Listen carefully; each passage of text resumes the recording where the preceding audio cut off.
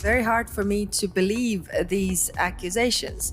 You know, coming from a country that is number 2 in the press freedom index, hearing criticism regarding press freedom coming from a country that is 58 on this list, it's interesting.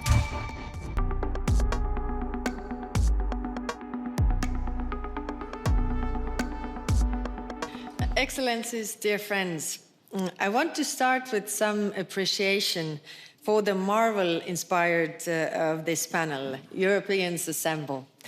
And we're getting there, dusting off our capes, pulling up our boots, revving up our engines.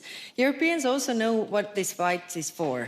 Not only our excellent living standards, health and happiness, but lessons we have learned from our own history. Contrary to what some may say, woke, decadent Europe is not facing civilizational erasure. In fact, people still want to join our club, and not just fellow Europeans. When I was in Canada last year, I was told that over 40% of Canadians have an interest in joining the European Union.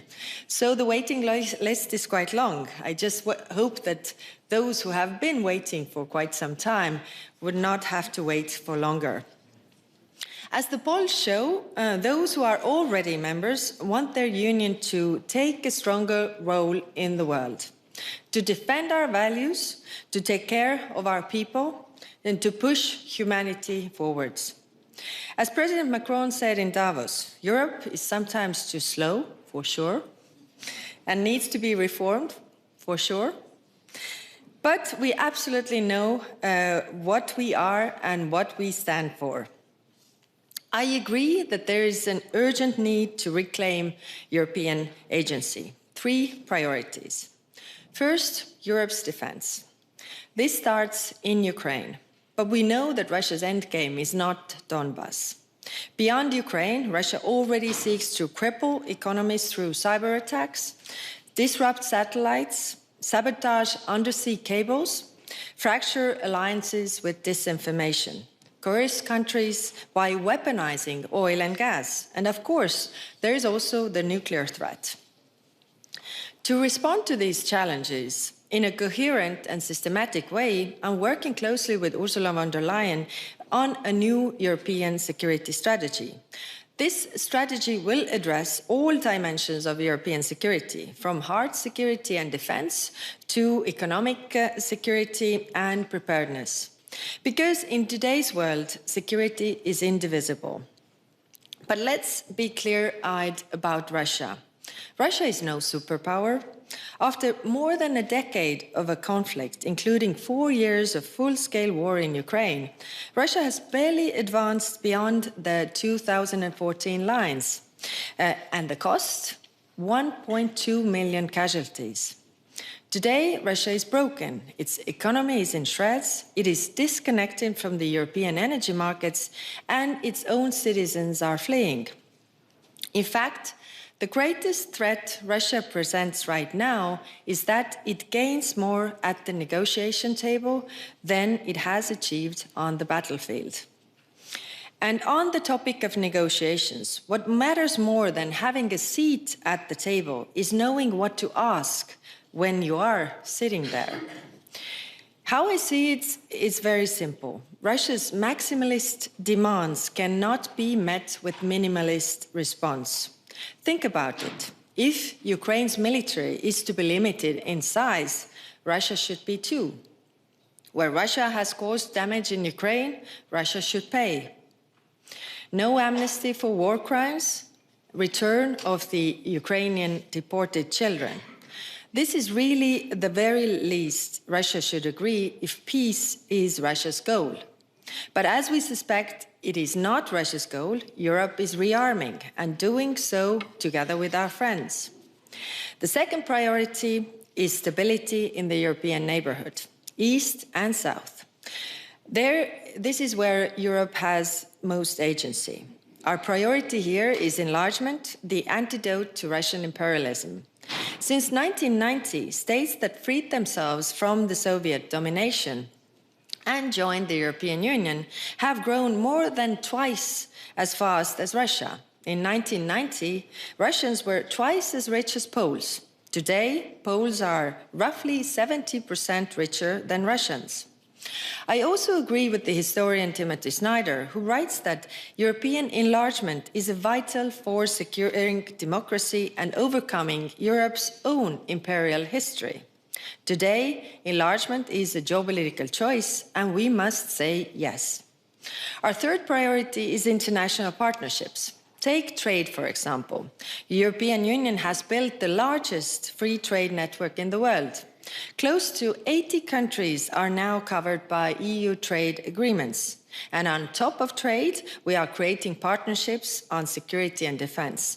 10 so far, including India and Australia this year alone.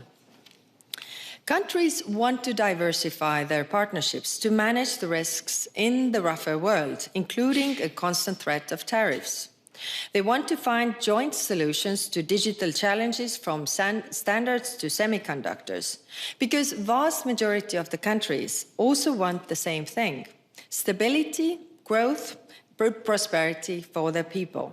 The best way to get there is to go together.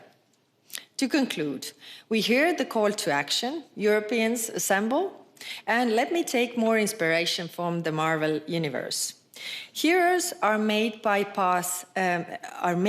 paths they choose, not the powers that they are graced with. Europe's path is clear: defend Europe, secure our neighborhood, and build partnerships across the globe. Okay, well, thank you very much for joining us now in this Q&A. We have a stellar panel. We are joined by Edgar Zrinkiewicz. He is the president, of course, of Latvia, HRBP, Kaja Kallas. Radmila Sekerinska, she is the deputy secretary general of NATO and a former defense minister of North Macedonia. And then, of course, Benjamin Haddad, who is the minister delegate for European affairs of the French Republic. One thing that we can agree on probably is that the Munich Security Conference is very good at capturing the zeitgeist. And I had a different question perhaps for you, High Representative, to start. You said at the beginning of your speech, this idea of a woke Europe, this idea of a civilization that is now in decline and facing this erasure, possibly, it needs to stop. At the same time, when we listened to Marco Rubio yesterday, he did say we need Europe to help the United States save the West. So my question is, who needs saving from who? And how did you interpret that speech yesterday? Well, I think there was messages for us, and there were messages for the public in America, especially their constituents, really. So this was two sides. I mean, I think for me, every time I hear this European bashing, it's very in fashion right now.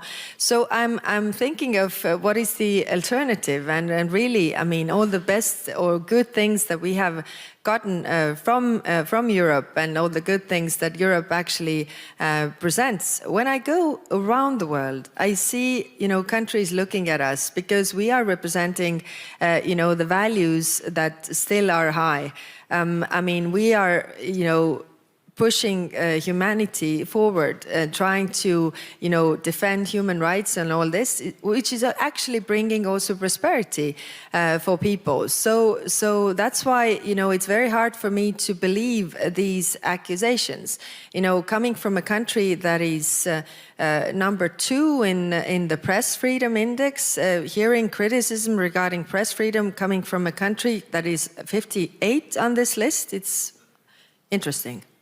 So the speech, you interpret it as a mixed message, but were you relieved by it? Or you say, actually, it was just nicer, more polite, but the fundamental point still stayed? No, I think the message that we heard from there is that America and Europe are intertwined, have been in the past and will be in the future. I think this is important. It is also clear that we don't see eye to eye in all the issues, and this will remain the case as well. But I think we can work from there.